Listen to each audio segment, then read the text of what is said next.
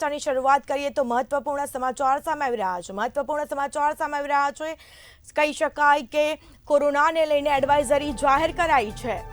મહત્વપૂર્ણ સમાચાર સામે આવી રહ્યા છે। કોરોનાને લઈને એડવાઇઝરી જાહેર કરાઈ છે। કેન્દ્ર સરકારે એડવાઇઝરી જાહેર કરી છે।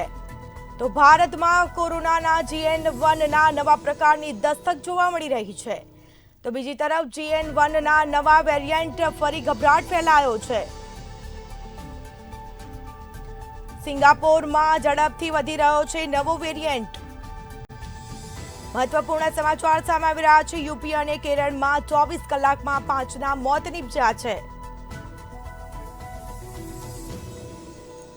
કેરળની એક મહિલામાં GN1 વેરિયન્ટ મળી આવ્યો હતો। ભારતમાં કોરોના GN1ના નવા પ્રકારની દસ્તક જોવા મળી છે।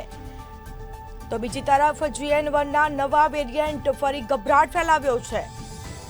તો મહત્વપૂર્ણ સમાચાર, સિંગાપોરમાં ઝડપથી વધી રહ્યો છે નવો વેરિયન્ટ। તો બીજી તરફ હાલ મહત્વપૂર્ણ સમાચાર, કોરોનાને લઈને એડવાઇઝરી પણ જાહેર કરાઈ છે। તો બીજી તરફ કેન્દ્ર સરકારે એડવાઇઝરી જાહેર કરી છે।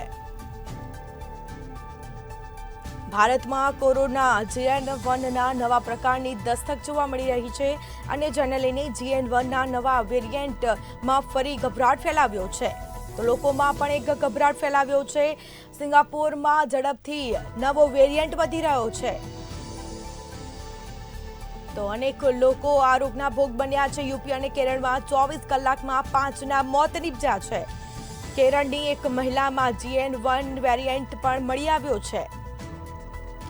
ભારતમાં કોરોનાના GN1ના નવા પ્રકારની દસ્તક જોવા મળી છે અને જેને લઈને સરકારે એડવાઇઝરી જાહેર કરી છે। GN1ના નવા વેરિયન્ટમાં ફરી લોકોમાં એક ભયનો માહોલ જોવા મળ્યો છે। સિંગાપોરમાં ઝડપથી આ નવો વેરિયન્ટ વધી રહ્યો છે।